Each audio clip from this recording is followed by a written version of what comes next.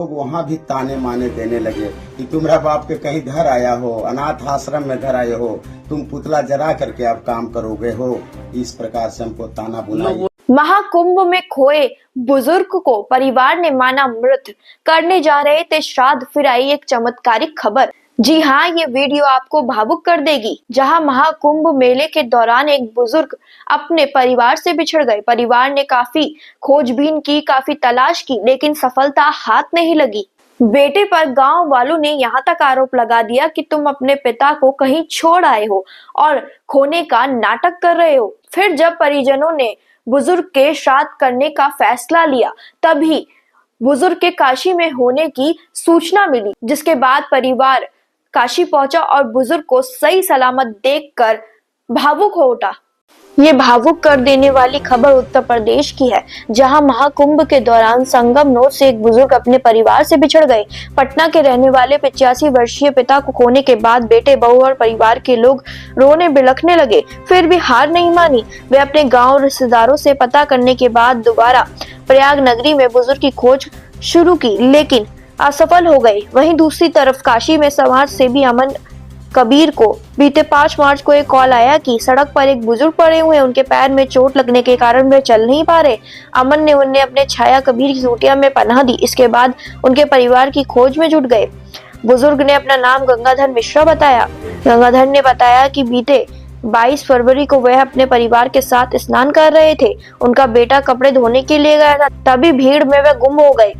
बताया कि शाम तक बेटे बहू नहीं मिले तो एक सज्जन ने उन्हें काशी जाने वाली बस में बिठा दिया। तभी से काशी की सड़कों पर भटक रहा था। एक हादसे में पैर में चोट लग गई तो अमन मुझे उठाकर अपने कुटिया में ले आए। बेटा भोला मिश्रा ने बताया कि महाकुंभ से निराश होकर जब गांव पहुंचा तो कुछ लोगों ने यहाँ तक कह दिया कि तुमने अपने पिता को कहीं छोड़ दिया होगा और खोने का नाटक कर रहे हो। पिता के लिए हर पूजा पाठ और मन्नत की।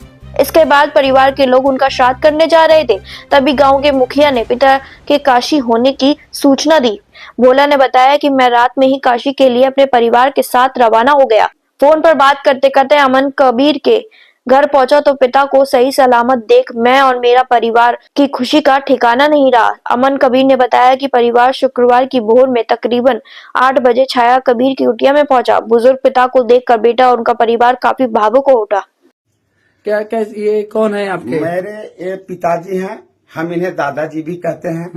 मैं इन्हें कुंभ स्नान कराने के लिए गया कि अंत में स्नान माता पिता को किया जाता है। इसी के दौरान हमारे पिताजी संगम नोज पर से कहीं गुम हो गए। हम जब इनका कपड़ा निचोड़ रहे थे तो ये गुम हो गए। गुम हो जाने के बाद विगत आज 12 दिनों से 10 दिनों मैंने प्रयागराज में खोजा।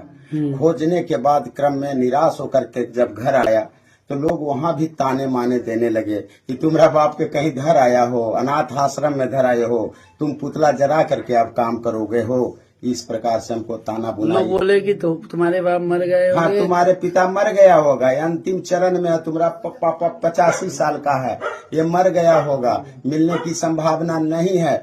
आकाश से ध्रुव तारा खोज के लाओगे तो अपना पिता को लाओगे, लोग ऐसे बोलते थे। तो ये बताइए, आप अपने पिता के लिए कौन कौन से मन्नत क्या क्या पूछा? मैं अपने पिता के लिए लेटे हुए हनुमान जी के पास 8 रोज से निसहाय रह करके सिर्फ पानी और सिर्फ फल पर रह करके हमने प्रयागराज में दर्शन किया। और साथ ही अभी हनुमान बाहु का पाठ विगत मंगलवार से अगले मंगलवार